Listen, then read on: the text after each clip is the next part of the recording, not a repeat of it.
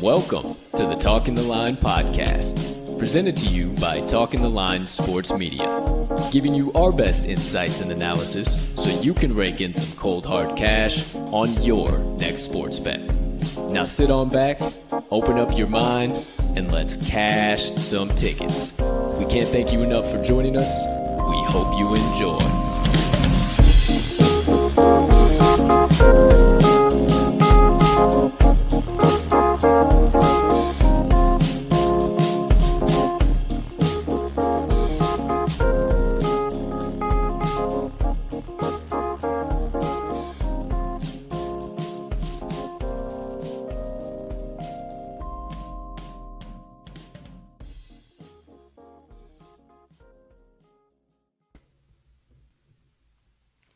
Good morning, good afternoon, good evening, and happy Monday, ladies and gentlemen, degenerates and gamblers, far and wide.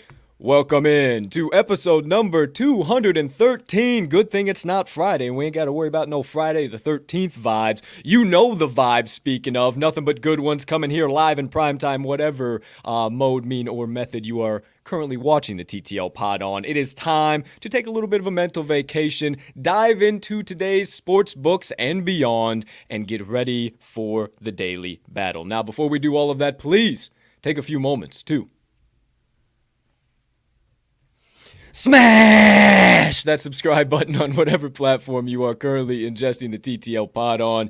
Hey, if you're watching on YouTube, make sure you hit that notification bell over there as well so you never miss the start of a live show or any additional content dropping from the crew. Or if you're watching on one of our social media platforms, maybe hit that like button, that follow button there so you never miss any of our additional social media content. Or if you are listening to the pod on your favorite podcast directory, make sure you hit that subscribe button there too if you haven't already, as we release the audio of every episode after each live show is complete. Next item up on the docket, if you could be so kind to do so, you can find it in your heart while you're watching today's show. Hit that other like button, leave us a comment, leave us a rating, jump on over yonder in the live chat if you are tuning in live. Maybe hit that share button too, send it on over to your brothers, sisters, mothers, fathers, aunts, uncles, friends, enemies, neighbors, people who live on the opposite side of the damn globe as you, but you would refer to as a good old-fashioned ticket cash and degenerate, because that's what we are here at the TTL pod, and we can't thank you enough when you do all of those things, because it only helps us make TTL Sports Media bigger and better for each and every one of you. Last, certainly not least, head on over down there to this episode's description where you will locate the Talking the Line link tree.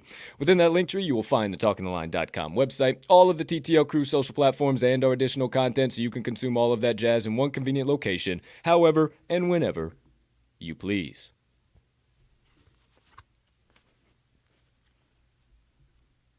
Ladies and gentlemen and beautiful gambling people, joining us for episode number 213. I am your humble, honored, hyped, and always handicapping host, Colton Capping Colt Soroka, and I can't thank you enough for choosing to stop by and hang out with me and my partner on this gorgeous Monday of bets. Get some picks, some insights, some analysis, and you know the drill by now. Dive into more rabbit holes than we can all count combined. Now, without further ado, let's bring in that aforementioned partner to today's show, because I've said crew, us, we, partner, all of it in between far too many times without acknowledging his presence here with me. So without further ado, my friends, help me welcome in the man, the myth, the degenerate gambling legend, and around this time of the year, hopefully turning the corner quick, fast, and in a hurry, the TTL crew's resident Southsider himself, Mr. Riley RMags Magnuson. Partner, how you doing over there today, pal? My man, I'm doing absolutely fantastic. Fresh week, fresh faces. Dude, I'm feeling pretty damn solid. Electric day of NFL yesterday. Still coming down from that. Excitement. So, I got no complaints over here, as per usual. I'd kick it over to you, but I feel like I already know the answer, my friend. How are you? Spectacular, my friend. It's a beautiful day to be alive. The rest is up to me and I choose to spread some positivity. I thought I was fucking hearing a knock at my door or some shit. Maybe not. I don't know. Maybe I'm tripping balls. I have no idea. I heard the same thing. I don't know if that was on my end or not. Fuck it. Maybe we'll get this popping and then maybe I'll see what's up. But either way, getting it going here today, my friends. We got a loaded show on tap. Coming off of speaking of loaded, weekend. Holy cannoli, my friends. I got to get this out of the way. The call of my entire life. 27-24, the Cincinnati Bengals walk it off thanks to Mr. Evan McPherson, and they're going to the Super Bowl. Man, I should have put a doggone ticket out on him to go to the Super Bowl when I did the AFC North. Absolutely insane, man. Joe freezing ice cold Burrow, my friend. Holy shit. I couldn't believe it. Everybody thought the game was over 21-10. The public's flashing their tickets around. Oh, look at me. I got my -7. Ooh, look at me. I got it at -7.5. Ooh, I got it at 6.5 earlier on. Didn't matter. There's all your CLV trash cans right over there. Throw them away. Bengals going to the bowl. Opposite side of that, public probably backed the dog on the NFC side of things and got their asses burned. The San Francisco 49ers all the way in it till the end. And, hey, I said, if not now, when on Friday when it came to the Rams. It was Matty Stafford's time. He's finally going to the fucking Super Bowl, first time in his career. I can't believe I'm saying that. Can you believe that shit? Honestly, no, man. There were so many points where it was like, there's no way he can dig him out of this hole, right? The way his career's gone. There's no way, right? There's no way. But, yeah, man. I mean, and especially getting over the hump of the 49ers. I mean, I don't think people are talking about that enough as far as just how dominant the Niners have been against the Rams, Shanahan versus McVay specifically. So, shout out to the Rams, man. I'd be lying if I said I enjoyed the game, but I'd be lying if I said I wasn't pissed off half the time, thinking this should be played in this nice overcast state of Wisconsin, if you will. Shit. But we move on. We will move on. We won't badger you too much about that because it definitely was not played in the frozen tundra of Lambeau Field because that didn't fucking matter in the first place. So moving right along is not to badger you too hard. Loaded weekend of college basketball too, my friend. Don't want to, speaking of not badger you too hard, don't want to beat you down on Saturday. Yeah. A little bit of a rough day. No big deal. We have them. I had them plenty of times already this year. It comes around, comes and goes. But your boy, after a scuffling December, I'll admit it, and a scuffle to the beginning of January, I'll admit it too. The dots are starting to connect. The circles are aligning. The squares are going into square holes. The triangle pegs are fitting the triangle. I mean, everything's looking good, ladies and gentlemen. I'm feeling absolutely spectacular. I think I got another clean sweep. Now, back-to-back Mondays, I've clean sweeped. I think I got number 3. And wouldn't you know it, I got 3 picks today for my best bets of the day. Partner, you got 2? One from college basketball, 1 from NBA? Yes, sir. All right, for sure. So we got that. And then kind of sticking with college basketball for a second before we talk about the special play. Man, oh, man, there was a bunch of good Big Ten action. There was a bunch of just big, solid. It was a great Saturday at college basketball. Was there anything that jumped off at you? I know there was a couple of that were just like, son of a bitch, why did this go this way? But what are you thinking overall? I mean, I was on Kansas. I'll start right there. But the fact that Kentucky comes into Kansas and not only just beats them on their home court, a place that is one of the toughest places to win at in the entire country, but comes in and absolutely embarrasses them, man. I wouldn't be sleeping on either of those teams, honestly, but especially Kentucky. The fact that they can at least travel into an environment like that, I would be looking out for them, honestly. That 100%. kind of opened up my eyes a little bit as far as don't sleep on these boys whatsoever. What about you as far as Saturday goes? Oh, yeah, that one was absolutely ridiculous, the Kansas-Kentucky game. I think the Fab vibe might be a load of horse shit. Michigan State, Michigan, talk about going into somewhere and not handling business. That was absolutely brutal. We talked about it, man, come closer to tournament time, man. Izzo and the boys just start looking better and better and better and better. And here they are, my friends. Yeah. They are looking good. Outside of that, nothing that really jumps out at me. I'm sure by the time we get to the second half of the show, we start diving in. I'm sure I'll have plenty that we can talk about, but outside of that, nothing major. I guess I'll say, even though it wasn't like a super impressive win, Auburn the way we've seen a lot of teams take over that number one ranking, so to speak, as far as the AP, and then have at least some type of letdown spot, they didn't blink at all, man. Sure. They faced a little adversity second half against Oklahoma and then shut that down pretty quick. So I would say that was a little more impressive than a lot of people are leading on, in my opinion. Yeah, I think so too. Oh, also TCU beating LSU, beating a ranked LSU team as 2.5-point dogs on their home hardwood. Oh, wow. Maybe we're going to be talking about that TCU team here today. I don't know. Who am I? Who's to say? What do I know? You'll just have to stick around for the Monday Madness Parlay to see if we will. That'll be the third segment of the day. Then we'll recap everything, get into the Moneyline Dice roll of the day. You know the drill. They're targeting the Swaction matchup, Bethune-Cookman Wildcats and the Alabama A&M Bulldogs. So stick around for that. And then that'll do first half of the show. We'll dive into the second half of the show from there. RMags Sidebar, nonsense as per usual. That'll get us into plenty of rabbit holes. We'll talk about the latest sports and gambling news, a little bit of TTL announcements as well, motivation minutes, and we get on out of here as per usual. Partner, anything outside of that I forgot to mention about episode 213 of the TTL pod, or maybe just anything in general? I don't think so. I mean, I guess. I had a rough day of CBB on Saturday, but finished 2-1 on my on opening weekend first big opening weekend of golf. My friend, 2-1, got some nice plus monies to the to the window. Okay, that's good. That's always solid. At least you got a little bit of winners in there somewhere, so not too shabby. So maybe. Maybe you got to get more than one tournament. Yeah, we got to get a little bit more going. But sharp. 100%. Everybody follow his plays 100%. Next one, 0-6, and then holy fuck. So, I like where your head's at. I did see that. I like 2-1. Very solid plays. A couple of top 20 finishes, top 10s. I like that as well. So, hey, there you go. We'll talk all about that. We got there's already a Masters bet available on FanDuel. I saw the Masters not until April. So, I'm a little confused what the hell's going on. So, we'll talk about that second half of the show, too.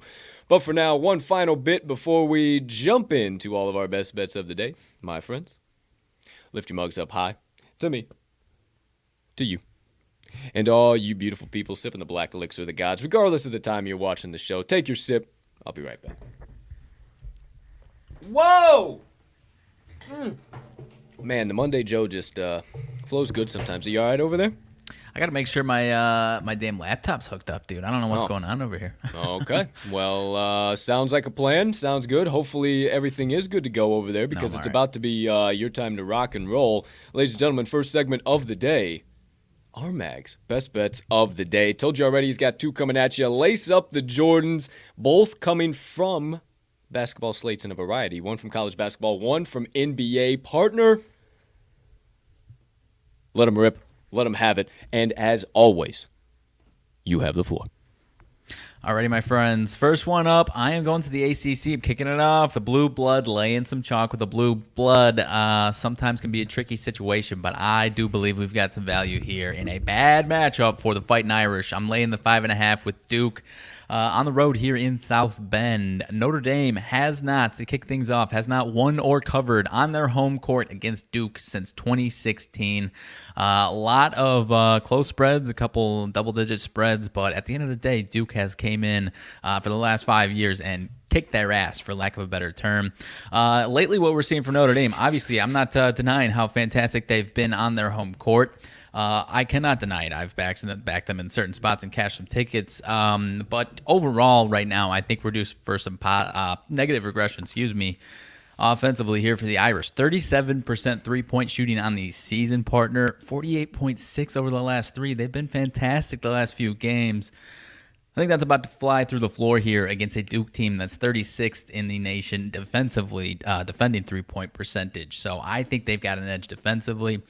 And they also, Notre Dame, on the other hand, 236th on their side of the ball, defensively defending three-point percentage, while Duke 31st offensively. So I think it's a classic case of being undermatched. Notre Dame defensively facing Duke's offense. And on the other end, I think we see just plain straight up some negative regression, partner. Rebound advantage goes to Duke as well. And 5-2 last 7 on the road here as a road favorite for Duke. Interesting number there. So 2-11 are the Irish. Last 13 on Monday, partner. I think we've got a spot where we can fade the Irish. Give me the Duke Blue Devils minus 5.5 on the road, dude. I'm going to stay out. I've stuck to my promise of staying out of ACC action, and I will definitely stay out of this one. I would say you're on the right side just by them being Notre Dame, not covering on their home floor, winning against Duke in forever and a day since 2016. So, yeah, I'll buy into that. I like what you're saying. I'm just not buying into the game. I don't like the ACC whatsoever right now. And just the moment you trust a favorite, then Notre Dame takes care of business yet again on their home hardwood and makes all the sharps look goofy. So, ride with my partner. I'm out. First best bet of the day, Duke minus 5.5. Good sir. Continue with your second best bet of the day. I appreciate, or I can acknowledge the concerns. By no means am I, poo-pooing the concerns. I get it. But moving on to the NBA, my friend. I am going to a matchup that I have targeted here. Another road team. And I'm fading a team that I had been really interested in, or I had been catching some tickets for a while, and now I see some kind of defensive play kind of falling back down to earth to what they had been for a while. I'm talking about the Atlanta Hawks. I'm going to the Raptors plus 1.5 in Atlanta here. And like I said, I see that defense coming crashing back to earth. Last night, Hawks are coming off of a back-to-back, actually. Played at home, took down LA Lakers 129-121. So they did get the win, did get the cover there, but that was an uncharacteristic, at least for the last week or so, bad defensive performance against a struggling Lakers team. And an Atlanta defense that had been playing really, really well for that entire weekend. About the last 10 days or so, I would say.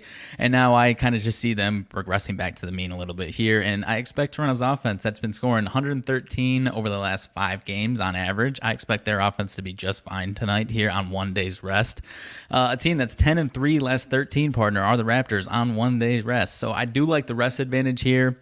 That's really the final thing that pushed me over the edge. All in all, I do like the matchup for the Raptors, but it really was that extra day of rest that's really getting me because the Atlanta Hawks themselves, 3-5 ATS on no rest this entire season. So not terrible, but not exactly coming in fresh legs. And especially after a defensive performance where they struggled against a bad offense, or at least a struggling offense, I see them maybe in the first half kind of keeping this one close, or maybe even being leading at half. But in the second half, I really see the Raptors putting the ball in the hole quite a bit and pretty efficiently here. So 7-2 are the Raptors, last 9 as a dog. They've been pretty underrated for the last 3-4 weeks, even after they've started to pick things up here. So I see a nice spot to fade the Hawks, here at home. Probably be back on them here this upcoming week, partner, but just as tough spot here with a really solid Raptors team right now. So give me them Raptors plus 1.5. I do believe it has fallen from 3 plus 3. And I honestly think they're going to win this one outright. So I'm fine to take it all the way up to about -1 if it gets there. Would be a little surprised, but be totally fine with that line moving all the same, partner. Give me the Toronto Raptors plus 1.5 on the road for my final bet of the day.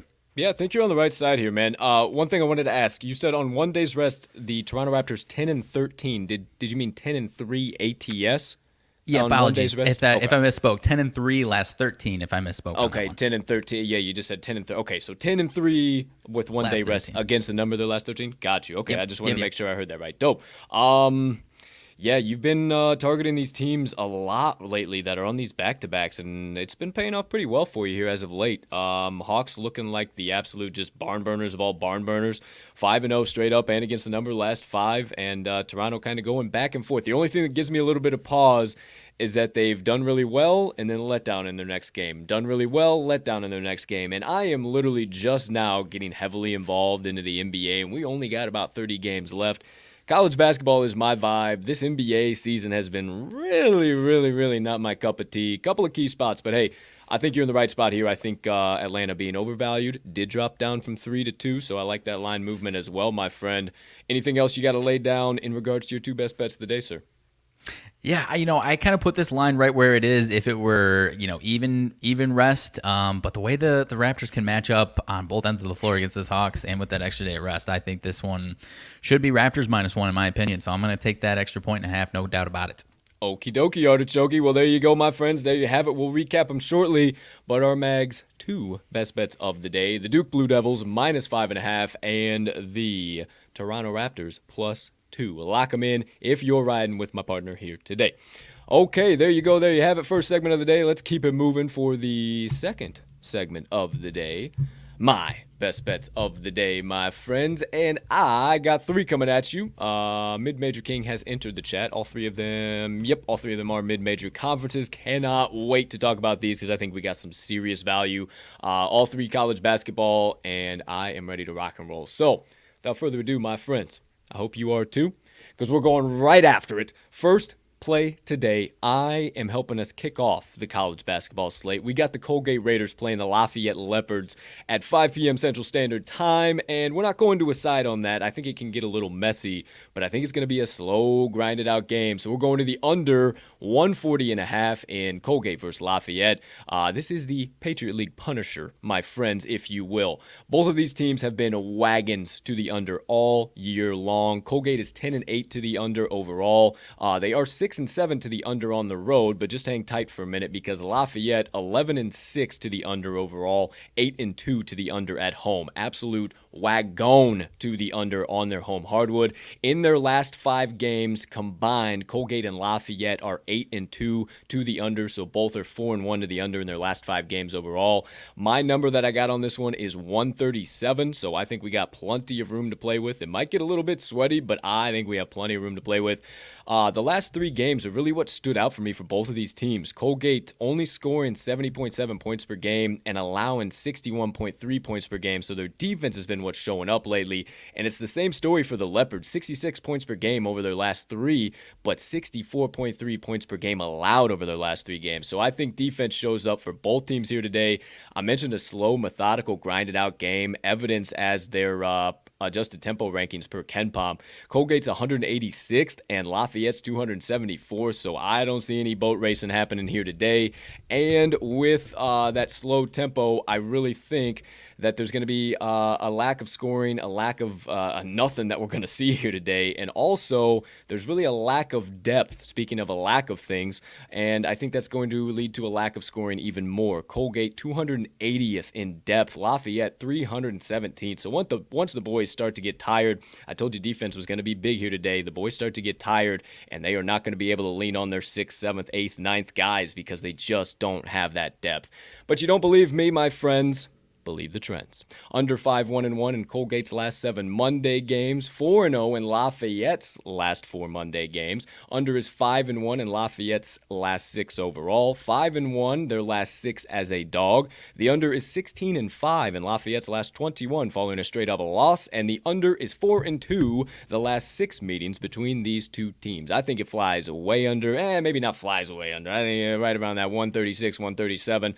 Might get a little sweaty towards the end, but I think we have no problem kicking off the slate with the under 140 in Colgate versus Lafayette.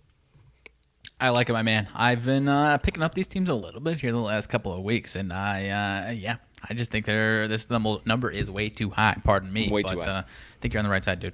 Way too high for sure, and you could back either side in this spot. Colgate struggles on the road, but Lafayette struggles at home, so I really don't know who covers it, but I know it goes way under. I think it'd be a little 60-60, 60, low 70 matchup, if that. So there you go. There you have it. Next one up on tap. Second best bet of the day coming from me, my friends. This is the Colonial Crusher after we get fresh out of the Patriot League Punisher. We're going to the Drexel Dragons against the UNC North Carolina Wilmington Seahawks. We're taking the Dragons plus 1.5 on the road. Honestly, a couple of key things popped out for me here today. There is a really limited slate in college basketball today, so all the college basketball experts are going to be popping out of the woodwork left, right, and center, and none of them are the mid-major king, my friend, okay? So that's number one. However, they're going to be remembering what UNC Wilmington has done as of late, especially with a limited slate. What have you done for me lately? Ooh, let's see. Ooh, UNC Wilmington, they're going crazy right now. Well, let me tell you, those last two games, the one against New England where they won 67-62 in an insane walk-off that absolutely destroyed our man Jeff Dawson. Shout out. They covered a -4 by 1 point. Disgusting. And then they were supposed to come out and scuffle in their last game. They were 4-point dogs against Hofstra, and they just didn't do it. 78-72. I think we see scuffle here today. You say why? Because UNC Wilmington is the 222nd ranked team in the nation per KenPom, and they have the 3rd ranked luck rating in the entire nation. They've been getting lucky left, right, and center, and they are a shit team, my friends. 8-1 straight up, 6-1 against the number on their home hardwood. That math does not add up last time I checked, so I think they're a little bit overvalued if you do ask me. They've been huge dogs in this spot, and now it's pretty much a pick 'em. I'm not buying it because Drexel, 153rd in the nation per KenPom, 3-5 straight up on the road, but 7-1 against the number. I love that against the number. I mean, this could be nonsense. I'm willing to take all the points they're going to give me, the books are going to give me, but I think the Dragons win this one outright. They have had a little bit of a trend here recently. Win one, lose one, win one, lose one. They just coming off of a loss versus Towson as 6-point dogs, so a little something to think there. And before that, they beat James Madison as 3.5-point dogs on the road. Much better team than UNC Wilmington. I see this being the exact same spot here for the Dragons today.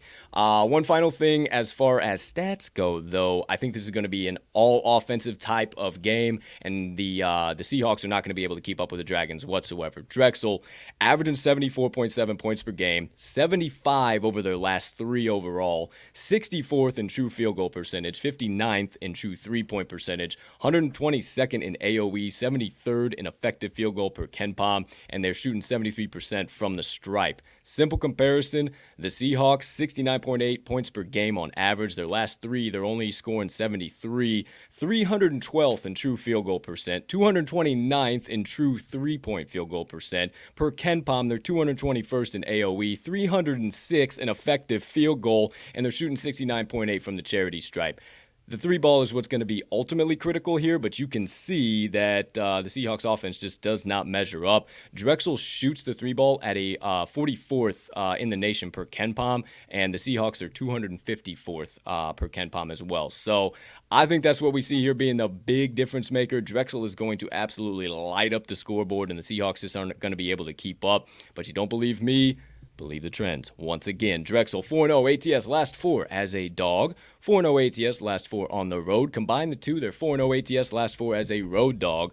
13-3 against the number of the Dragons, their last 16 following a straight-up loss, so an excellent bounce-back team. 4-0 ATS last 4 versus a team with a straight-up winning home record. Drexel's also 8-4 straight up their last 12 versus a Colonial opponent, and UNC Wilmington 5-11 against the number of their last 16 home games versus a team with a road straight-up winning percent less than 400, and UNC Wilmington 8-0 against Colonial opponents, and now they're only a pick'em favorite, and I told you about that luck rating.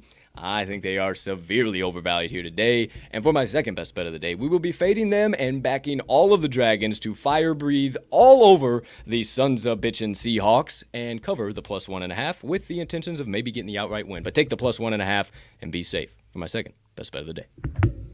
I like that one, man. I mean, UNCW, if they have it at number 3 luck, yeah, I haven't personally found a team that's that high in luck in this entire season. Whenever I'm taking these picks, man, never. When I'm fading, no, and I always just kind of glance through it. I've barely even seen one that cracks the top of hundos. Like sometimes there's a 50 or 60. It's like, oh shit, a 50 or 60. Damn, that team's lucky. 3rd, and they have an undefeated record against Colonial opponents. Huh. Hello, how you doing? I'll let you do with that information as you will. But for the final time today, pick number 3 from your boy. This is the Mountain West Mutilator. After we absolutely punish the books with the Patriot League Punisher, and then we bring them to their knees with the Colonial Crusher, we will send them out of business for the day with the Mountain West Mutilator. We're going to the matchup between the Colorado State Rams and the Wyoming Cowboys. And my friends, this is Wyoming's day. We're taking Wyoming on the money line. I caught it at minus 105. It's been bouncing around a little bit. I would take the money line just to be safe because I'm not really sure what this spread is going to do. I think it's going to flip up and down and left and right and center diagonal all day long. So just take Wyoming on the money line. I don't know why. I mentioned this to you pre-show, partner, but everybody has been so irrationally high on the Colorado State Rams all season long, and I'm extremely bearish on them, dude. I am saying sell, sell, sell, sell, sell. I don't need any part of the Rams, my friends. And, maybe, just maybe, the Rams get this matchup when they go to Colorado State and play Wyoming on February the 23rd. But not today, my friends. Not so fast, my friends. Shout out the legendary Lee Corso. This game actually is very interesting as well. Colorado State in their last matchup, they played UNLV, running Rebs. Not spectacular by any means. They were 14-point favorites against that team, and they lost by 14 points. That's right, 14-point favorites, and they lost by 14 points. Can you tell me they weren't looking ahead to this game, and now they come in absolutely scuffling, not thinking like, what the hell did we do? What are we doing now? And Wyoming just continued to mutter right on along, my friends. 8-0 straight up on their home hardwood. 3-3-1 ATS at home for the Cowboys, but they were just a little overvalued early on in the season. 8-0 straight up is what I'm buying into here today. This is only Colorado State's 4th game on the road. They're 2-1 straight up and against the number. You say, wow, they're doing really good on the road. Well, they won and covered against Air Force, won and covered against San Jose State, and they played a top-of-the-line Mountain West opponent and failed to cover a plus 2.5 and lost outright against San Diego State University. What do you know about that? The Rams are 11th in luck rating as well. Wow, these lucky sons of bitches. I think it starts to turn around for them here today. But a couple of key statistical reasonings as well. Home away scoring splits, always going to matter for me here in big heated conference games, and they are huge here today. Wyoming scoring 82.4 points per game on their home hardwood compared to Colorado State's 71.1 on the road. Pretty even defensively, but I don't think it's going to matter. Wyoming 62.3 points per game allowed at home, 62.7 points per game allowed on the road for Colorado State, but I just told you about the 3 opponents that they faced. None of those were shootout games, and I think that defensive points per game allowed number for the Rams, a little bit inflated there, my friends. Also, you're going to see Wyoming's size be a huge factor here today. They are much, much bigger than the Rams. 6th in the nation in height per KenPom, 289th for the Rams. So there is a big physicality difference here, even though they find themselves in the same conference. And last but not least, I think Wyoming controls the tempo. Being at home, they're going to lean on their defense. They're going to take time. They're going to slow it way down. They're going to value their offensive possessions. They are going to control both ends of the floor, as evidenced by their 253rd rating or ranking in adjusted tempo per KenPom, and where Colorado State ranks 198th. So not boat racing teams, but they are not a fast team in and of themselves. So I think Wyoming wins all of those key critical battles that we need them to, and they walk away with a solid win here today. I'm not saying it's not going to be sweaty. This is Mountain West. If you ain't been watching Mountain West, you should bring your nitroglycerin pills along to the viewing party, my friends. I can assure you of that. But you don't believe me. Believe the trend. CC John Rothstein on that last one as well. Wyoming 21-7 against the number. Their last 28 as a dog. 4-1 against the number. Their last 5 as a home dog. 4-0 against the number. Last 4 Monday games. 24-10-1 against the number. Their last 35 following a straight up win, and 9-3 against the number their last 12 versus a Mountain West opponent. Colorado State 1-3-1 ATS their last 5 following a straight up loss, and 3-8-1 ATS their last 12 versus a team with a straight up winning percent greater than 600. Last but not least, Wyoming 5-2 against the number the last 7 meetings overall. And I looked, this is the shortest spread between these two teams in the last 5 years. So I think Wyoming walks away with this one pretty doggone easily. They've been big point dogs, and now they have a team that can compete with everybody in the Mountain West. So give me all of the Wyoming Cowboys on the money line, wrapping up my card here today. I like it, my man. Huge week. I mean, Rothstein, you already shouted him out. He's been talking about it the last couple of days. Biggest week of the season for Wyoming. Biggest, Huge. like this team, lies ahead of them. This is like the biggest week of, what am I trying to say here? That nobody has more at stake this week in all of college basketball than Wyoming. And it starts right here. This isn't a spot where they can overlook Colorado State by any means. It's got to start here. So they're going to take it one by one. I love it, man. And, dude, I really think that the books are taking advantage of everybody loving Colorado State this year and making them the favorites on the road. I don't know why. And I mentioned a lot of those ATS trends. I know it's a pick 'em, but that's kind of why. Like, a lot of these spots that Wyoming has covered like this, they have been pick-ems, or at the most 2.5. And I love them in this spot, man. I absolutely love them in this spot. So, there you go. There you have it. My 3 best bets of the day. Okay. Let me get rid of that guy. There we go. And why don't we just keep this proverbial podcast train steaming on down the tracks? We're cooking. We got plenty of time for the second half of the show, or whatever the hell else we get into. Only 35 minutes after the top of the 10 o'clock hour. Thanks for hanging out with us, my friends. Third segment of the day.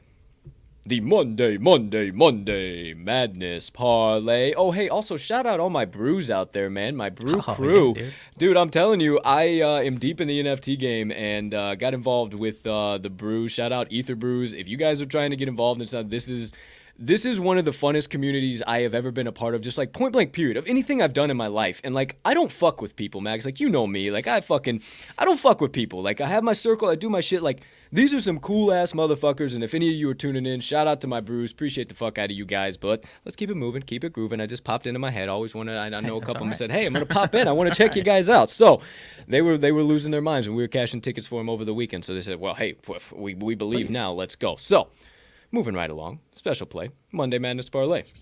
We got 3 college basketball legs and 1 NBA leg, as I have a fuzz stuck to my chapstick on my lip. That's absolutely terrific. Now we're good. So 3 college basketball legs. Number 1, we're going to the Wofford Terriers, minus 4.5 in their SoCon matchup.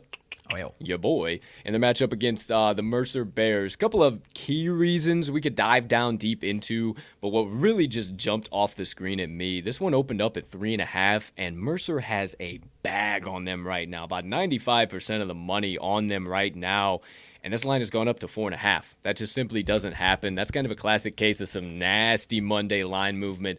I think Wofford comes in here on the road and absolutely rolls them. If Wofford does not win this game, if they do not roll, they got no shot come conference tournament time. And this was projected kind of similar to last year's team to be number 1, if not 2, in the SoCon. Very, very close, and they have just not performed so far. So Wofford minus 4.5. I think they win that one by at least 6 here today. Partner, anything else for the Terriers? Not really. I mean, Mercer just looks like the wheels have fallen off, is the way I see it right now. The plane has crashed into the fucking mountain, dude. It is over with for the Bears. Next one up. 30-point loss on Saturday. Oof. Oh. Next one up. Second leg. Liberty Flames, minus 6.5, matchup today against Kennesaw State. Another classic case of some murderous Monday line movement. Opened up minus 4.5 because, hey, Kennesaw State has been kicking teams in the teeth from time to time, being a little upset kids, if you will, from time to time, but not to fucking day, my friends, because opened up at 4.5, it's up to 6.5, up to 7.5 in some spots across the market. I looked. We ain't doing that. We ain't buying into the dog. We ain't getting screwed with that home pooch. Give us all the Flames, minus 6.5. Anything else from you, sir? Liberty has been smoking them the last 5 years at least. Give me a break, dude. They're good, man. Liberty is good. It's been a while since we've kind of cashed them.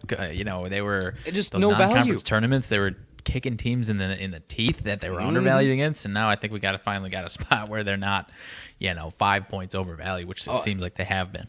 Oh, yeah. The most definitely. So, yeah, finally there's actually some value on the Flames. So, there you go. Second leg, Liberty minus 6.5. Third leg, Oklahoma minus 6.5, my friends, against the TCU Horned Frogs. You say, Colt, wait, what? You just cashed the TCU Horned Frogs. Yeah, that's right, at plus 2.5. There's a reason they're up to 6.5 for 6 feet high and rising, mama. This bad boy, another murderous Monday line movement. 5.5 at open, up to 6.5. Touch 7 for a little while in some spots.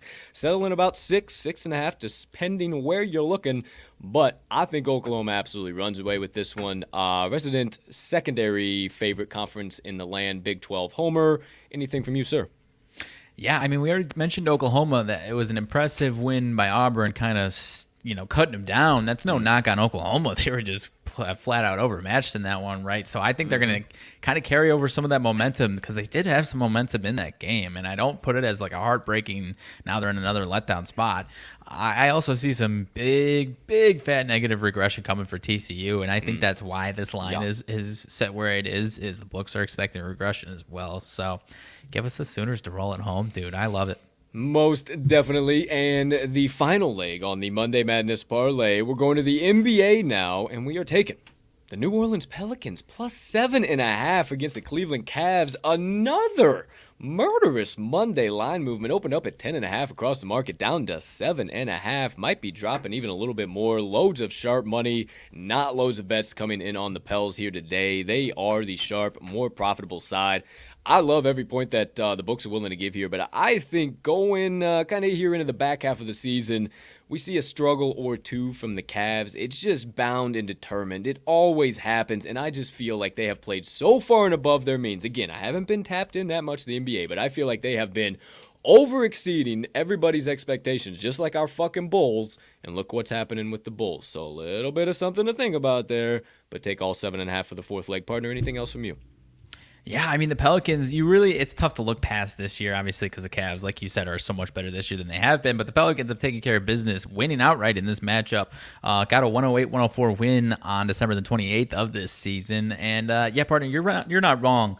The Cavs have won 3 of their last 4, but a couple of them were failed covers at home against the Knicks, who were struggling, the Thunder, who were just a bad team flat out, and they're coming off of they're on the second night of a back-to-back themselves, partner. They lost at Detroit last night, one of the ugliest teams in the damn league right now, and the Pelicans are obviously they're due for some positive regression. They're coming off 3 losses themselves, but they have been staying in games with some solid teams. That's Philly, Denver, and Boston. And I think I wouldn't put it past them to win this game, but I definitely like them to keep it close in a scrappy game here. Oh, you better bet your bottom dollar, my friend. I don't think this one finished by more than 4. Love the 7.5. Take it there. Final leg of the Monday Madness Parlay. While we're talking about it, we might as well just go ahead and change the old doggone ticker there. Turn it into the TTL Crew's Best Bets of the Day. For the final time in the month of January, affix bayonets. Get deep into the trenches with the TTL Crew and get ready for today's battle with the books as we now recap all of myself's and Mr. Riley RMags Magnuson's best bets of the day for January the 31st, 2022. That's right, I was ready to rock and roll today, my friends. Please so kindly turn your attention with your sports books in hand up to the top left portion of your screen. You will see RMags' 2 best bets of the day. He's got 1 NBA and 1 college basketball play coming for you. The college basketball, he's taking the Duke Blue Devils minus 5.5, and then switching gears to the NBA, he's taking the Toronto Raptors plus 1.5. Turn your attention to the opposite side of your screen, top right portion. You see my 3 best bets coming at you, all from the college basketball hardwood. First one, we're kicking off the slate with the Colgate Raiders and the Lafayette Leopards under 140.5. Then we are going to the Colonial Conference. We're taking Drexel plus 1.5, and then wrapping it up in the Mountain West with the Wyoming Cowboys on the money line. Then right above us, it is time to get a Monday Madness Parlay right to the pay window. But before we need you to lock in the Wofford Terriers minus 4.5, the Liberty Flames minus 6.5, the Oklahoma Sooners minus 6.5, and on the NBA hardwood, the New Orleans Pelicans plus 7.5. I didn't mention it in the previous section or segment, rather. It is paying out at over 12-1 odds, my friends. Can you imagine how pissed off all the bookmakers are going to be out there once this one makes it straight to the pay window? I know I can, because I love cashing these bad boys, and I know you will too. But before we all can, my friends, keep those bayonets affixed, and at the same time, lock these bad boys in, hammer them home, sprinkle a little bit of dough down, whatever you need to say. Just make sure you get today's TTL Crew Best Bets of the Day that are absolutely primed for ticket cashing. And whatever the current best line is on your favorite sports book. All right, dude. Let's fucking go! Where the hell are we? This is the moment I've been waiting for this entire show.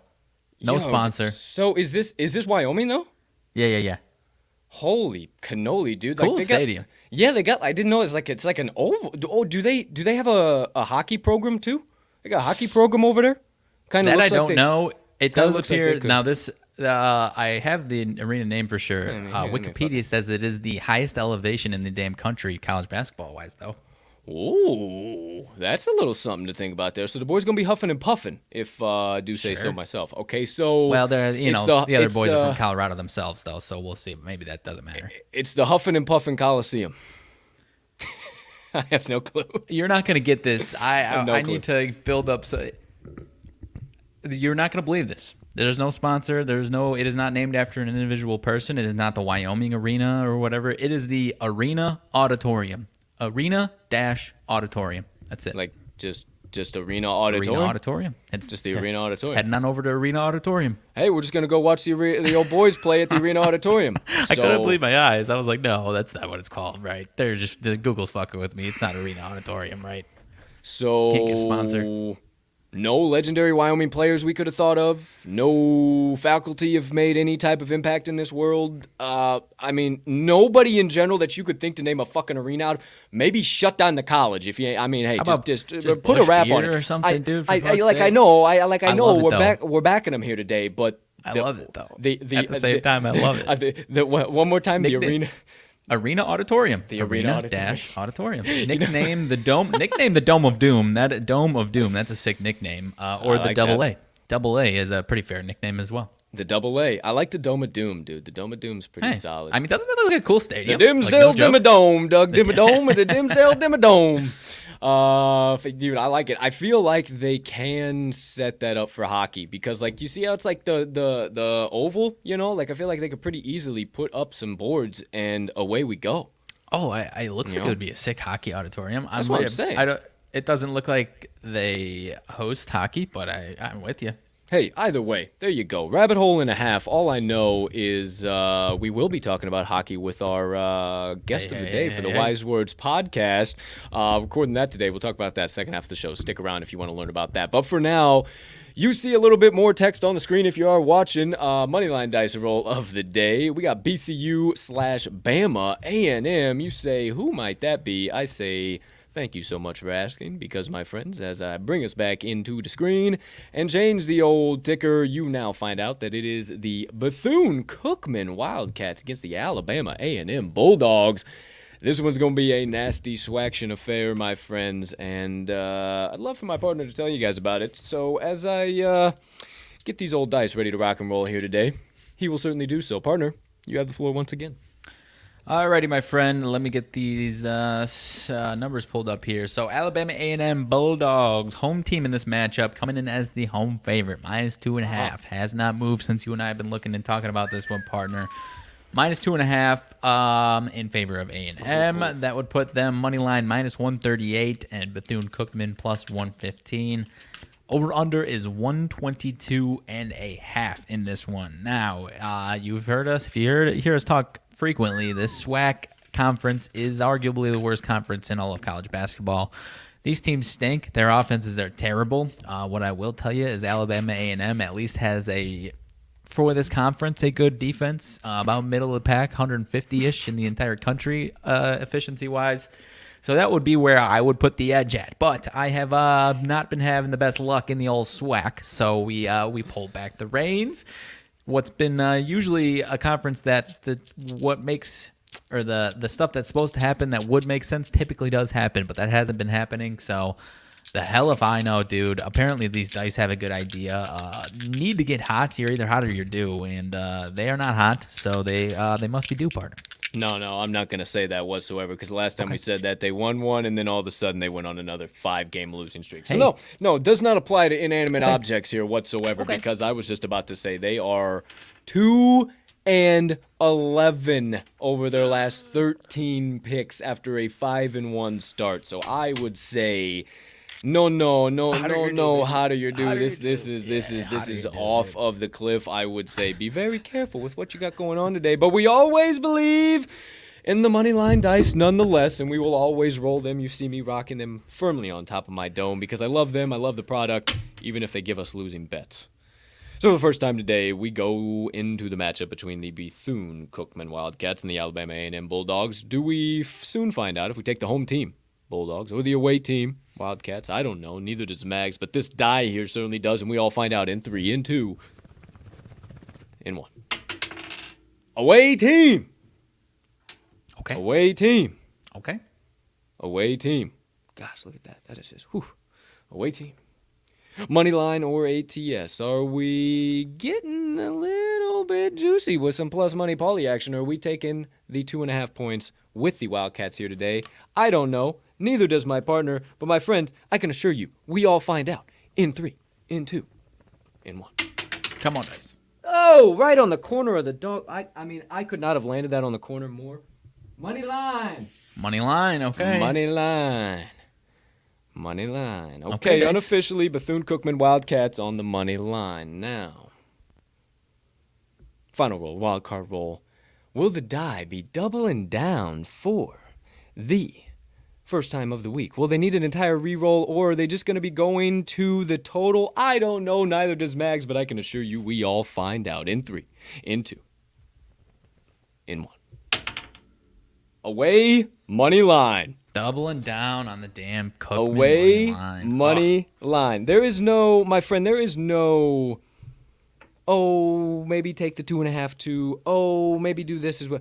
They are in it to win it, my friend, with the Bethune-Cookman Wildcats on the money line. Thank you, Dice. The dice have spoken!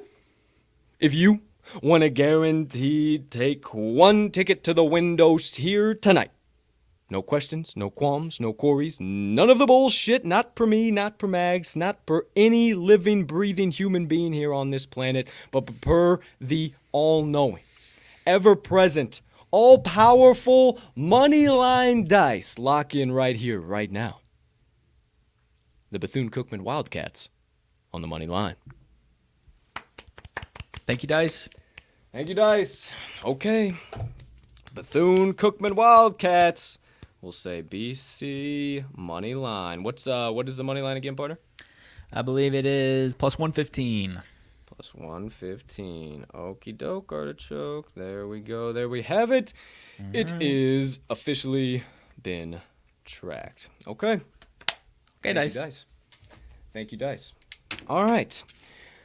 That'll do it for the Moneyline Dice roll of the day. Let me put these bad boys back to sleep so we make sure we accomplish everything as usual. We're not superstitious, just a little stitious here. All righty. That'll do it for the first half of the show. A little bit of nonsense sprinkled in between there. Perfect segue into the second half of the show. So my friend over there in the other box, what's been burning on your brain, melting on your heart, festering on your soul that you have been dying to get out to the kind folks that joined us on episode number 213 of the TTL pod on this absolutely gorgeous last day of January, the 31st day, about to rip off a calendar, or another sheet on the calendar, I don't know what the fuck I'm trying to say, 2022. It's Monday, dude. Movie Monday. Let's go! Movie, Monday! Grab your popcorn and your 3D glasses. We going to the RMags. I love it. I'm ready. All Let's right. lock in, baby. Movie trivia, my man. Here we go.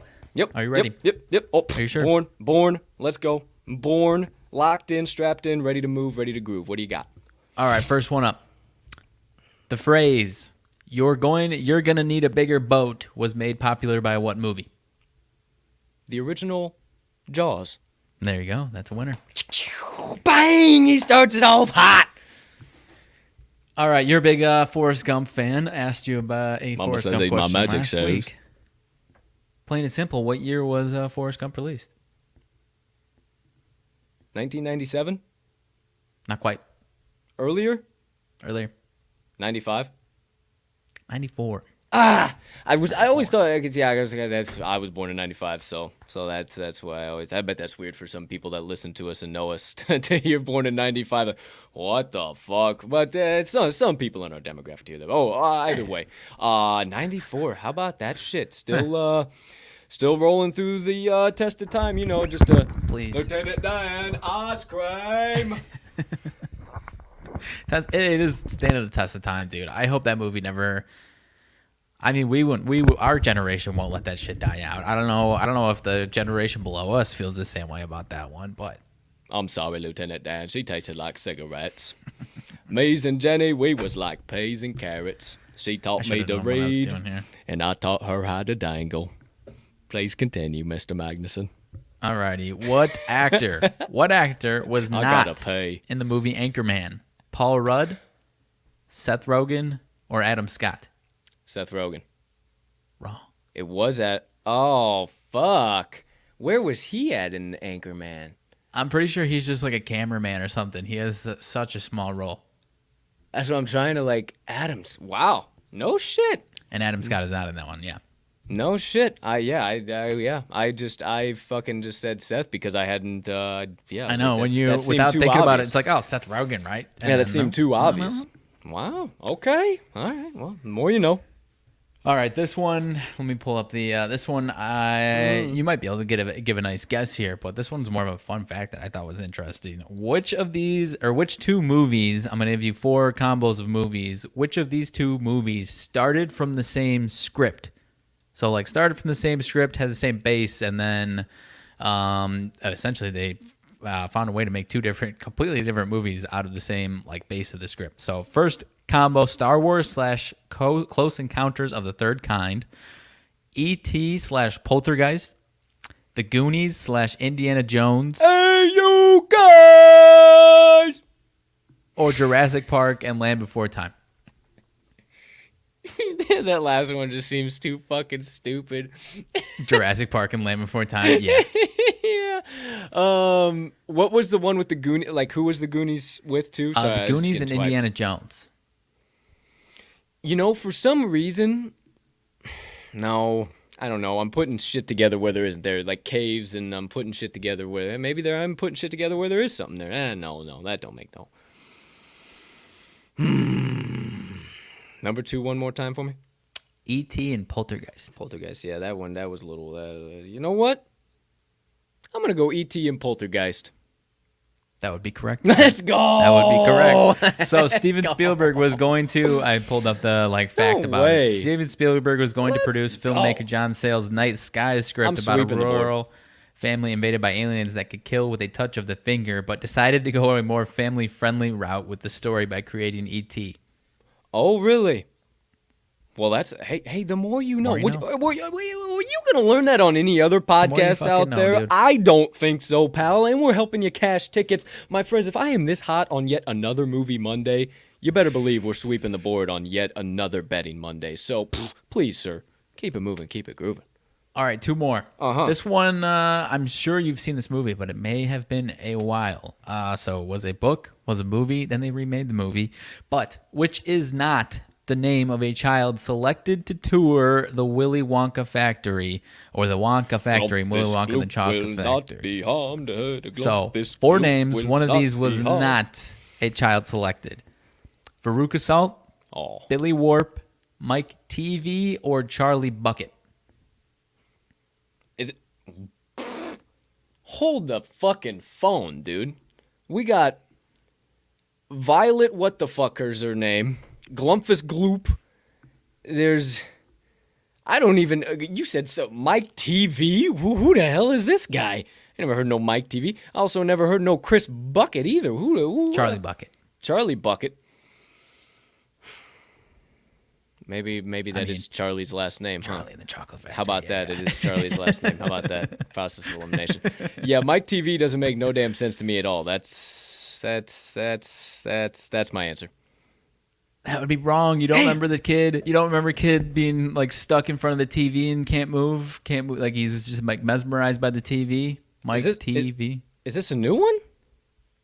Or is this in the old one? I think it's the same list of children from both, but I don't think so. Willy Wonka and the Chocolate Factory.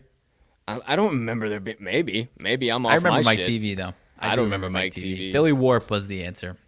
Billy Warp. Yeah, Billy. That was gonna be my other one because I was like, sounds like a name that would be in like, there, but yeah, because like Billy Warp, like they had to warp him to get the chocolate out of his body or some fucking shit, like something stupid. That would be like a Wonka storyline. That's what my head was, but darn. Okay, all right. Hey.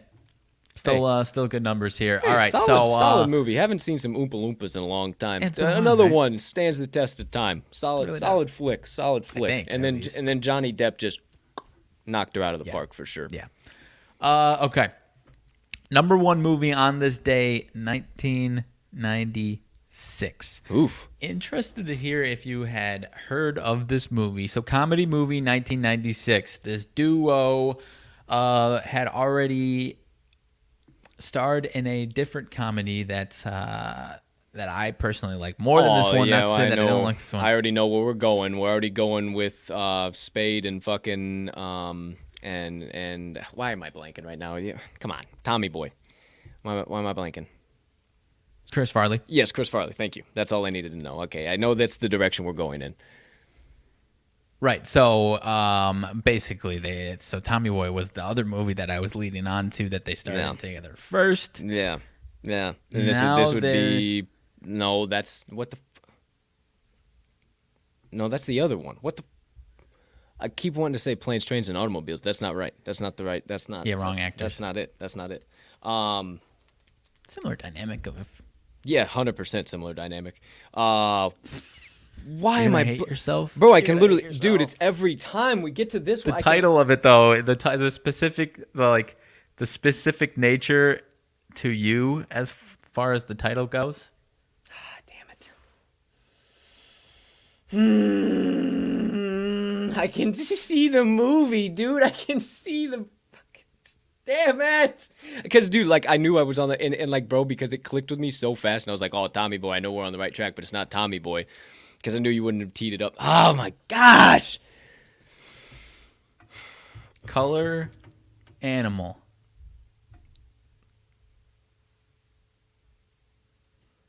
The title is a color and an animal. I know. I give up. You're not wearing the hat that you sometimes wear. Black sheep. Yes. Damn it! Damn it! Dude, it was right there. I could see the movie. I could see it. Oh, and I know all of you guys are on the opposite side, just saying it, just waiting for me to just come apart at the seams. It would have been so much better if you were wearing the fucking hat too. I was like, oh, please let him wear the hat. Please let him wear the damn hat. Darn it, man. That would. All right, way to end it. Damn it. That was it. That was the last one I had. I really was hoping you were going to be wearing the damn hat. That would have been. That would have been a son of a bitch. That would have been a son of a bitch. Let's see. Let's see if you can end on a winner. Which comedian makes a zombie cameo in Zombieland? He plays himself. Oh, our guy. Holy. Use your words. Come on, Colt. Here we go. Bright eyes, big. Bro, stop, dude. No. He needs a Cub. I'm literally. I can see his face. He's fucking Cubs fan. He's been in multiple other fucking movies. He was in fucking Groundhog's Day. I can name other fucking movies. I can see his face. I know now. You know who I'm talking about. I just cannot. I can't spit his fucking name out. I want to say Bill, and I know it's not fucking Bill. Is it? It is Bill. It is Bill. What the fuck's? Why I can't. I'm just blanking. Bill Murray. Yeah, I could not think of Murray. Murray was just. I can literally see Bill Murray, and I could not think of fucking Murray. I don't know why. I was just blank. Hey, good batch of vitamins this morning. I don't know. I couldn't fucking think of Bill Murray.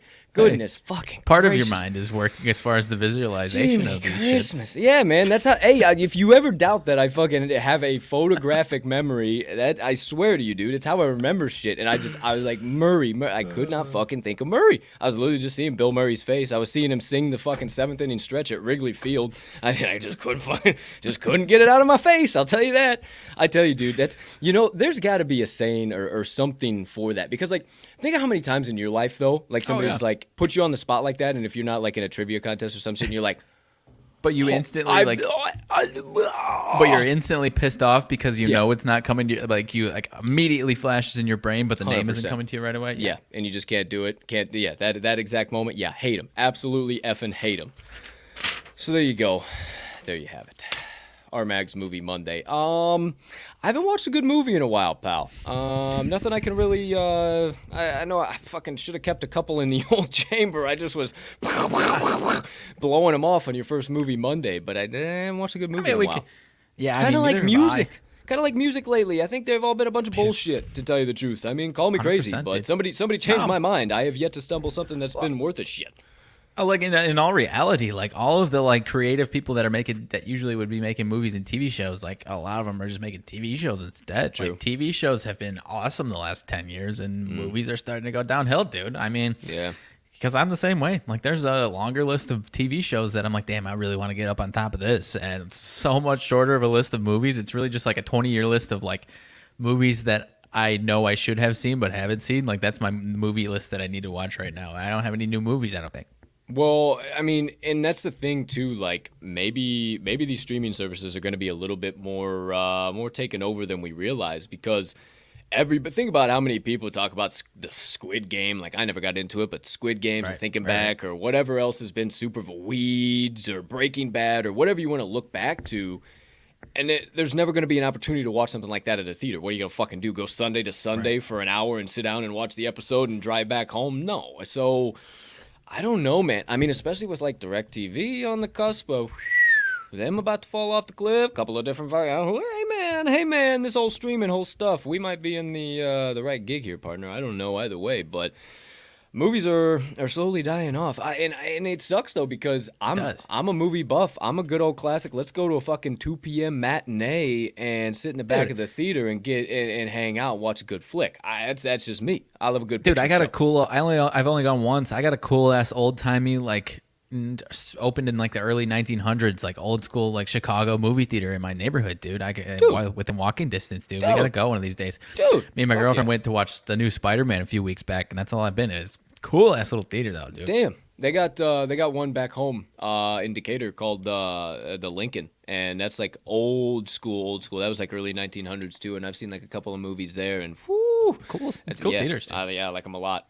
Damn, maybe we gotta put a little something on the map. Who knows? Who's to Seriously, say? dude. Son of a bitch. Like right around the corner. Yeah, no kidding. Speaking of right around the corner, we're gonna be recording Season 2, episode number 9 of the Wise Words podcast here very shortly. A couple of short hours, about 3 hours away. I'm not going to tell you, as always, who the guest is, but If we come to the show with about 5 different hockey picks tomorrow, then, you know. no, things went well. Things went dashing if we come with a fuckload of hockey picks saying, boys, we've done it. We're back. We're sharps. We're We're back. Lace them up. Let's go to the ice. There you go. You guys know now he does have a serious hockey angle. Not going to tell you who he works for because it's pretty easy to figure that out from there as well. He's one of their best hockey sharps. But can't wait for you guys to hear from him. He's actually our age. Been in the industry for about 3 years, so he's been moving, grooving, shaking. We appreciate his hustle, can see his grind, see what he's doing. So can't wait to chat with him and have you guys hear his wise words and all of us get a little bit smarter at fucking learning hockey, because clearly it's something we need to do too. Hockey? Yes, please. Goodness gracious. Listen, Shiny. dude, I mean, even in the losses that we've taken, I've at least like gotten one of the best like of whatever that day Enjoyment. is. Like that's my best enjoyment. Even just like a healthy sweat, dude. For fuck's sake, man. I hate losing, but like a nice sweaty hockey game is fun, dude. And it's quality. And it's quality. And I mean, dude, and just brutal beat after brutal beat is all it's been for us. So we just need to just a little fine tuning. A little fine tuning is all it takes. And then we go from 45% to 55%, and then we can call ourselves hockey sharps. 100%. That's how it works, right? 100%. Okay. As far as what I was about to bring up, unless you had something else on top of that. What was that? No, did you have anything else as far as hockey goes? Because I was going to bring something up to you and ask your thoughts. No. Continue. Joel Embiid ruled out tonight for the 76ers. Memphis Grizzlies were plus 2.5, 3.5. I know. Now they're minus 3.5. I hate that losing that amount of amount of points, man. But I was looking back. Without Joel Embiid, the Sixers are like 3-8 straight up, man. And they got their ass kicked for a good stretch without him. I might still be interested in the Grizzlies. I ain't got fucking nothing I can hold up. Fuck. I'm trying to find a CLV trophy because I think that's what the fuck you're going to be holding if you get involved in this game whatsoever. I think the Sixers are going to win it outright in spectacular fashion, and it's just going to be something stupid. We've seen this. That's fair. So many times, dude. We've seen it so many times. A complete line flip. Everybody loses their mind. Oh, it's the opening slate of the game. Oh, Joel's out. It's completely flipped. We got to keep buying in. Holy shit. I mean, it was already getting 80% of bets, 90% of money when they were the dogs. Now it's flipped. It's not like it's going to change. I think Vegas is just fucking tucking their bibs into their fucking suit jackets and getting ready with their fucking forks and knives going, come on in, boys. The water's fine on the Memphis Grizzlies. We flipped them. They're going to win. And they're going to fucking lose. Watch, they're going to lose by fucking 4 or 5 points. The way by putting it like that, you're right. I don't want to get involved if I'm being totally honest because that's just what I see. Because how many times have we seen it where it's like, oh, okay, like no, what are they supposed to do? The Grizzlies are on fire right now, and then they fucking lose. So they're cooking. I can listen to that. I can listen. I like chicken cooking. I fucking stumbled upon that fucking video this weekend. So what are you doing out here today? I like chicken. I mean, who could not like chicken? It's chicken. That kid fucking kills me, dude. I want to know what that kid's doing because that was like early 2000. That kid's got to be legal drinking age by now, and he's just probably out there. I don't know what you're talking about. If you've never seen that fucking, maybe, I don't know. Was like back in the Vine days. Little dude was like they opened a Chick-fil-A somewhere, and they were in line and like news reporters interviewing him. She's like, so what do you feel? What are we doing out here? He's like, well, waiting out here in line, and it's just for the chicken, and I love chicken. It's chicken. How can you not love chicken? Is that the cousin of shaved my head and painted it? Yes. And that's exactly how his voice sounds too. He like elongates the chicken. It's just the same it's dude. Fucking, I shaved my head and painted it. Go Pacers! They fucking just, oh man, absolutely electric, dude. I love it. I came across that freaking old video this weekend. It flutters around the internet from time to time, and man, oh man, when I come across it, I die. Any latest and greatest, a little more serious, but not as much. We bring the less serious side of this. Any sports gambling news? Anything as far as coming out right now? I mean, not coming out, but the news, because the games ended up being fucking crazy yesterday. The hot stove died off about it, but Tom Brady reported. Hold on. Yeah, wait. Yeah, I was just about to say that. Is Tom Brady retired or no? Like, still here Monday? It's still a the report I'm seeing, first thing pop up, sports trending. It's Tom Brady told the Bucs he has not made up his mind yet. Yeah, dude. And so, either until you see his face on the screen saying yep, that, this is it. I think he's coming. I wouldn't put it past him to do this out of spite. I know everyone's already been talking about the last 24 hours, but dude. Okay, here's the thing. Because of the man Tom is and the troll that he is, I guarantee you he said something to somebody that he knew was like, this little motherfucker's going to go and say something. Let me say something to him. If they say something and the media loses their fucking mind and I can't trust anybody, I'm coming back with a vengeance. If they say it's all good, they keep it hush-hush, they respect my privacy, I'll do a presser. We'll ride off into the distance. Me and Giselle, love you. Let's take the kids. We're out of here. We're selling crypto the rest of our lives. They fucked around with the wrong man, and man, I think he's just been feeding this. Oh yeah, I think it's time to focus on the kids. I think him and Giselle, not confirmed or agreed on 45. 45. That's it. You win it or you die. 45. There's your number. Perfect. I think he comes back, dude. I think he comes back. Unless you said it, unless you see Tom Brady with his face plastered onto a screen telling you he is walking away from the game of football for good, I would not believe jack shit. Period. Dude, I wouldn't be surprised if, and I've thought about this with him and Rodgers, I think both of those guys have like personal vendettas against Schefter and the other news reporting guys, Schefter specifically, because one way or another, and I saw someone, as far as Brady's case, say something about, Deflategate, they're reporting around that. Like, just the way that they've reported about these two guys, how would you not be pissed off if you're either of those two guys? 100%. Whether this is specifically that type of orchestrated, like, slate on them, I don't know, but it's at least funny to think about, man. I wouldn't put it past them by any means. I wouldn't put it past them at all, just because of, like, what we've seen Tom do on the internet over the course of last year. Like, he has just become this mega troll, and I love it, dude. He is so... Wait until he retires and he's allowed to do whatever the fuck he wants on his social media account. Oh, my gosh, dude. Well, dude, he's a genius. One thing that I've been thinking about as far as both him and Brady coming back one more season, if you're both of those guys, you have to feel pretty damn solid. I mean, if you're done, you're done. But I feel like in the NFC specifically, you have to feel pretty damn optimistic if you were to come back, either of those two guys, to the same situation, that you could have just as good of a chance, if not a better chance, to get your team to the Super Bowl through what we think we might see from the rest of the NFC next year. I mean, it's going to be the Rams again. 49ers, Jimmy G might be out of town. Here you go, talking yourselves into another Packers NFC I am calling you crazy. It's just, I'm not saying. Wait, let's go back to last week, or even last week. How many? One more, go for it. One more. Let's tag old Devontae. Let's bring him on back in, boys. We go one more for the cheeseheads. How many more times you gonna do that?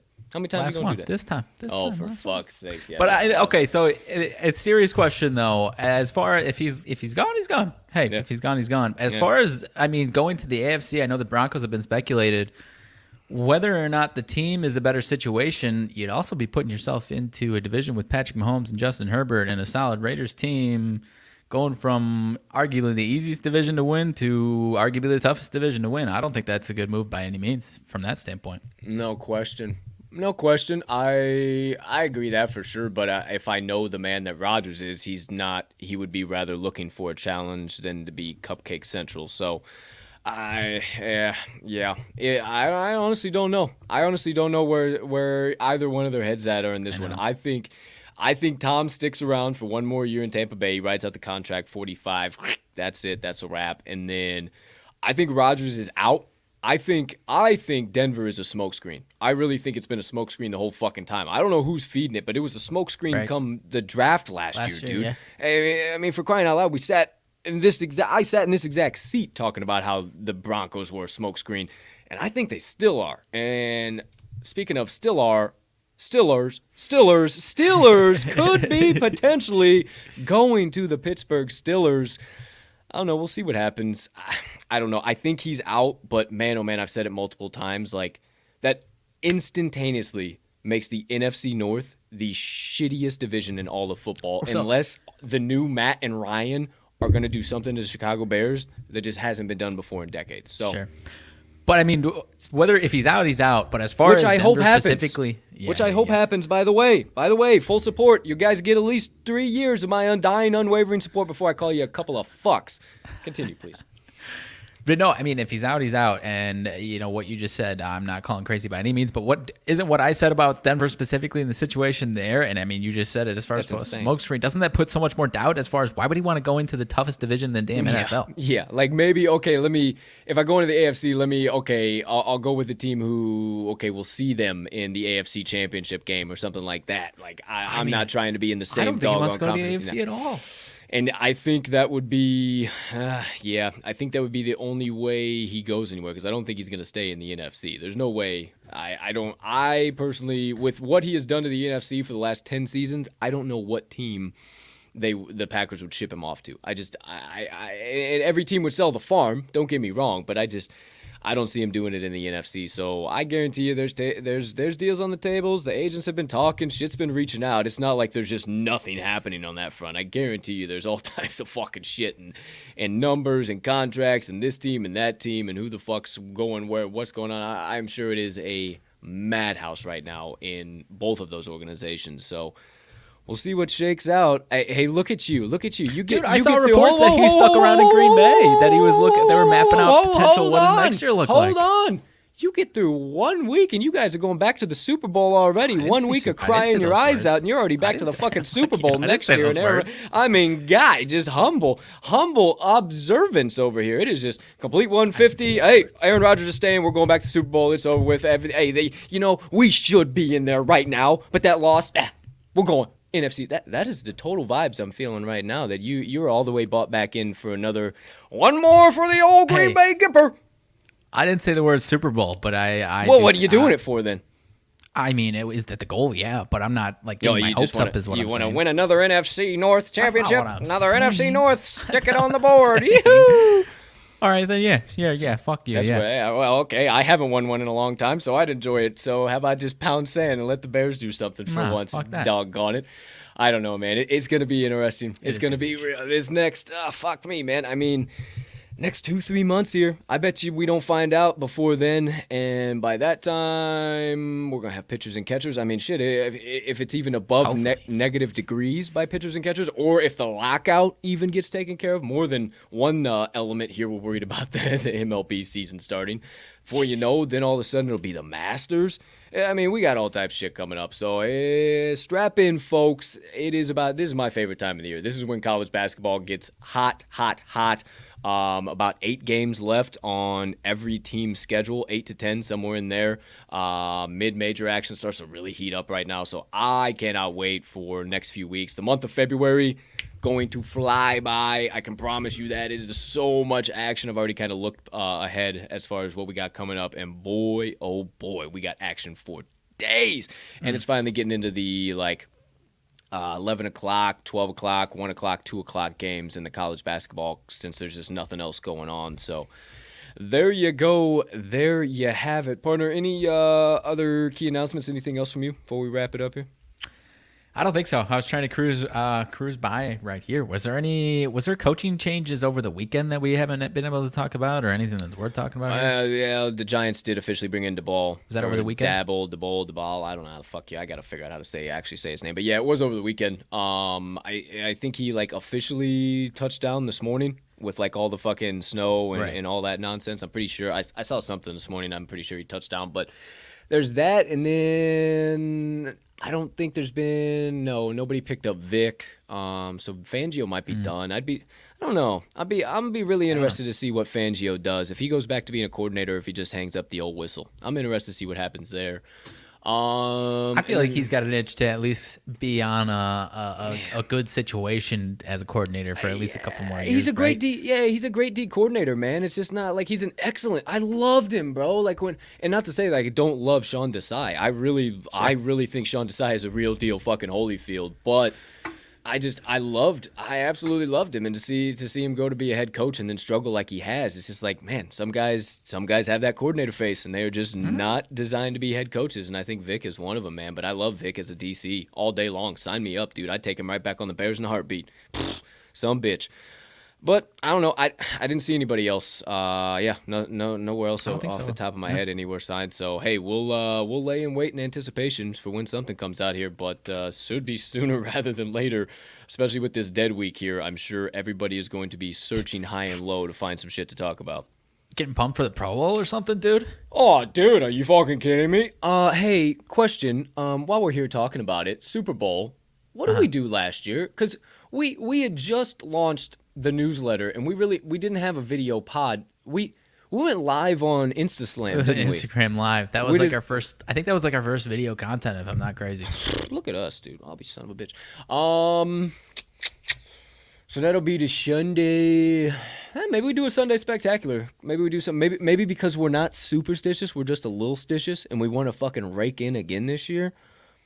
Maybe we do another Sunday special. Sunday morning, we pop in. Maybe we have some guests. Maybe we see if we can coordinate some shit with some people. I know a few people who I could reach out, probably be down. As far as... bad idea. Maybe. Yeah, maybe we'll do something like that. So stay on the lookout. Maybe we'll do a little Sunday special, or coordinate it with Saturday, or maybe like a Saturday night with the crew. We fucking have some brews, maybe enjoy some vitamins, maybe just talk about some bets, hang out, maybe some beers, bongs, and bets. I don't know. I'm not a marketing genius or anything. I just know a thing or two. I don't know. Maybe Saturday before the Super Bowl. Wrong. I love that idea, because I do believe that would also be during college basketball and UFC 271. Oh, good night all Friday. I mean, hey, maybe we put out a poll. Maybe we do a Saturday/Sunday Super Bowl spectacular, and we put out a poll to the people. What do the people want? Do they want a Saturday night? We all hang out. We get all a little fuzzy together. We hop in the comment, like a tennis ball on the end of your tongue, just a little fuzzy. And we hop in the comments. We have some fun. We talk about the UFC. We talk about the live game. We can do some live betting on some college basketball. We talk about the Super Bowl, or just want to wake up nice and easy, drink some coffee, talk with the boys, and get all your Sunday morning Super Bowl plays. I don't know. We'll put out a poll. We'll see what the people want. How's that sound? I think that sounds fantastic. All right, we'll do that. We'll do that this afternoon. Hey, we're planning a Super Bowl spectacular. What do you guys want out there? So make sure if you're tuning live, you're watching, make sure to go cast your vote if you are a fan of the TTL crew, because we will. Now officially, look at that. That's how we do shit over here. We ain't got to spend a week, a month, a year, 5 years debating, deliberating. What the fuck if we actually want to make a move or not? You know, Mags. When we say something, we do it. We go after that shit. So we about to get after that Super Bowl spectacular. You feel me? I feel you. All right, 100% I feel you. 150%. All right. Well, anything else? Anything else you got on your side of the screen, good sir? Shohei Ohtani, MLB The Show 2022 cover. Well deserved. Looking forward to 2022. Hopefully they put that on Game Pass, because I will definitely be diving back into that boy. Woo! Child, please. My Diamond Dynasty was off the charts, and then I got involved in the sports gambling industry, and we just stopped playing. And it was like, what the fuck happened? And I don't even remember who I have on my team or anything. Oh, dude, I know me and you used to grind. Well, shit, out. I mean, am I crazy, or do we have more free time when baseball was the only sport that was happening? Was that also part of it, too? You know, Probably. You're not crazy in saying that. You're not crazy in saying that at all. Because it's one like, sport happening. Yeah, and it's just all. It just we're not experts on. Yeah, first pitch at like 11 o'clock, and then 2, and then yeah. Man, I can't wait for baseball to come back, boy. I can't wait before we get down another rabbit hole. All right, seems like everything's good. Ready for some motivation minutes? I think so. Let's do it. Okie dokie, artichoke. Well, final segment of the day then.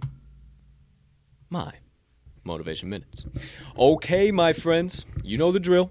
College basketball season. Every Monday, every Friday, we do a John Wooden quote. Don't remember how I wrapped up the week. I deleted it too early last week and forgot to. So go back and listen to that one if you guys didn't hear that one. But we're not talking about that one. We're talking about the one today.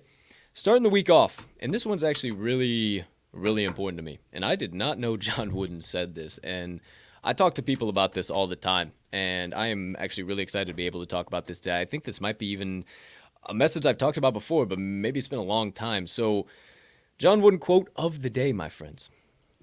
Listen if you want to be heard. Listen if you want to be heard. Now, there's a lot of different ways that you can take this, and first things first, let's talk about the difference between listening and hearing. And the simplest way that I tell people about this and how you can kind of tell if you're listening or if you're hearing is think about the last time you were driving down the highway or whatever the case might be, and you had the radio on and you were singing along to the music. You were locked into the highway. You knew exactly where you were. You were watching the stuff come by, dancing along to it. You were in the moment. Think about that other time where you were in a rush, you were in a hurry, you were flying. All of a sudden, that radio station has played 15 songs and you're at your destination and you don't even remember the drive. That's the difference between listening and hearing. Presence is the key difference. Now, anybody can hear. Anybody can sit here and listen to my goofy-ass face talk. Anybody can do that and have something on in the background, but it takes a real special person that wants to get in touch with the deeper meanings of life to actually stop and listen. And that might sound like a novel concept, but it's really not. It's really, really, really, really, really simple. And I've talked about this before too, of when you're in the checkout line at Target or you're going to do your pre-sale at pay at the pump or for whatever at the gas station, whatever, and that attendant asks you how you are or you ask them how they are, don't just hear and when I go, listen. Listen to what they have to say. Actually care about that person, and maybe even go deeper than that. Maybe you come home and you hear your significant other or your roommate or whatever just going. Next thing you know, you don't even know what the hell they talked about. Wait, sorry, what? So the whole emphasis here is listening. And if you want to make an impact in this life, if you want to go further in this life, you first have to listen to others. You first have to take the time to heed the advice of others. If you want to be heard, you have to listen. And there is a very, very, very significant difference between listening and hearing, my friends. And it's one that I think so many people think they know, but they really, really, really don't. So I challenge you, my friends, the next conversation you're in, the next time you're driving down the highway like that, whatever the case might be, instead of thinking of all the next things you could say or thinking of, oh, they said this and this just sent me in this, and I'm looking at this person smiling and they're talking about somebody else, but I'm really already thinking about the thing they originally talked about. How about let's just forget all of that and just start listening? And maybe if we listen, the words will just come to us right then and there.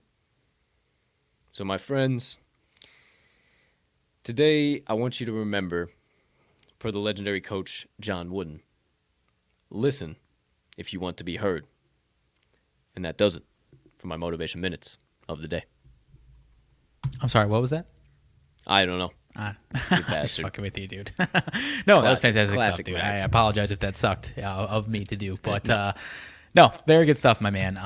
Yeah, you've been murdering these, and this is a good start to the week, my friend. We'll keep it moving. We'll keep it moving, my friend. I'm just walking fucking volcano right now, just spewing fucking hot lava of just fucking motivation and inspiration right now. So no, you pulled a me on a me. You got my ass, did some fucking smart ass shit that I would usually do to you. So no, big ups on that, my friend. Big ups on that. There you go. There you have it. My motivation minutes of the day. Okie dokie, artichoke. See, that's what we need more of. We need more people who got a little bit thicker skin, are okay to take some shit off the teeth, are okay to talk a little shit, go back and forth, have a little bit of fun, and then kumbaya at the end of the fucking day, because ELE, we're all trying to survive this thing called life. That's all we need. That's my additional 2 cents, I suppose. Yeah. Partner, anything else come across the screen? Anything else we need to mention before we get on out of here officially for today? No, sir. That is all I got. I've got nothing to add. Okie dokie, my man. Well then, ladies and gentlemen, degenerates and gamblers, far and wide, for myself and Mags, thank you so much for choosing to stop by episode number 213 of the TTL Pod, and every episode that you decide to stop by. From the bottom of our hearts, we see all of your shares, your likes, your follows, your subscriptions, your views, your tweets, your retweets, everything in between. We see it, and we see you guys, and we thank you, thank you, thank you, thank you, thank you. From the bottom of our hearts, again, you guys are the shit, and you are everything that allows us to continue to come back every single day and give you our insights, our analysis, to allow us to take time out of your busy schedule is more than we could ever ask. So thank you, thank you, thank you, thank you, thank you. We hope you have a spectacular rest of your Monday, unless you have any other plans. Make sure you get all of the TTL crew's best bets of the day hammered in whenever you got the opportunity, so you can say with me and my partner at the end of every single piece of content we do, let's cash some tickets.